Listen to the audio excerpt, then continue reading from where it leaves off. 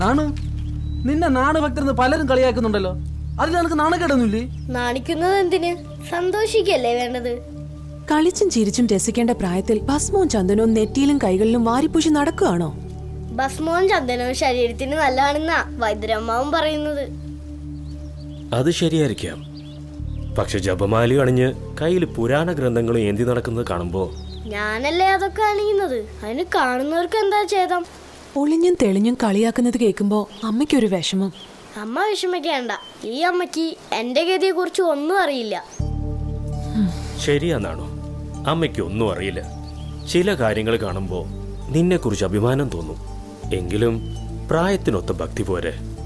ഭക്തിക്ക് പ്രായമുണ്ടോ? നിന്നോട് തർക്കിക്കാൻ പറ്റില്ല.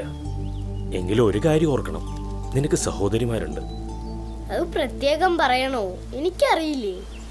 അവരുടെ കാര്യങ്ങൾ നോക്കി നടത്തേണ്ട ആളാ, അത് മറക്കരുത്. ഭൂമി സ്വയം കറങ്ങുകയാണ്. ആരും കറക്കി വിടേണ്ടതില്ല. എല്ലാം സമയം സംഭവിക്കും. എല്ലാം ദൈവനിശ്ചയം പോലെ നടക്കില്ലേ? പിന്നെന്തിനമ്മ വിഷമിക്കണം?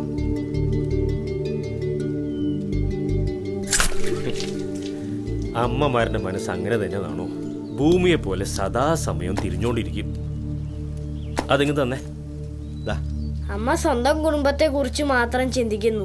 അതാ വിഷമം തോന്നാത്തത്. ഭക്തിയും പ്രാർത്ഥനയും ഒക്കെ വേണം. പക്ഷെ വീടും കുടുംബവും മറന്നുകൊണ്ടുള്ള ഭക്തിയും പ്രാർത്ഥനയും കാണുമ്പോ ഞങ്ങക്ക് വിഷമമുണ്ട്. അച്ഛനും അമ്മാവനും ഒക്കെ പറയാറുണ്ട്. ആരെയും വിഷമിപ്പിക്കാനല്ല, എല്ലാവരെയും വിഷമം മാറ്റാനാ എന്റെ ആഗ്രഹം. നാണു കുടിക്ക്. നാണു പറയുന്നത് കേൾക്കുമ്പോ അതിലും ശരിയുണ്ടെന്ന് തോന്നും. ഏതിലും ശരിയുണ്ടച്ചാ, അത് കണ്ടെത്തണമെന്നേ ഉള്ളൂ. കൊച്ചനാശൻ അമ്മാവനും ഇതുപോലെ ആയിരുന്നു അത്ര. ആർക്കും തർക്കിച്ച് ജയിക്കാൻ പറ്റില്ല. ഇത് കൊച്ചനമ്മാവൻ ആശാൻ തന്നെ. അവകാശവാദങ്ങളില്ല, പ്രശംസ പോലും ഇഷ്ടപ്പെടുന്നില്ല. എന്താണമ്മേ ചില കുട്ടികൾ എന്നെ കാണുമ്പോ ഒഴിഞ്ഞു മാറുന്നത്? ഏതായി ചങ്ങാതിമാര്?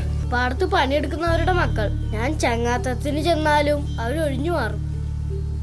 ഓ, അതാണോ കാര്യം? അവര് താണജാതിക്കാരായതുകൊണ്ടാ? എന്താ, അവരും എന്നെ പോലത്തെ കുട്ടികളല്ലേ? അവരും കുട്ടികൾ തന്നെ, പക്ഷെ അവരുമായി കൂട്ടുവേണ്ട. അവർക്ക് എന്താണ് കുഴപ്പം? ഞാനും അവരും തമ്മിൽ ഒരു വ്യത്യാസവും ഇല്ല.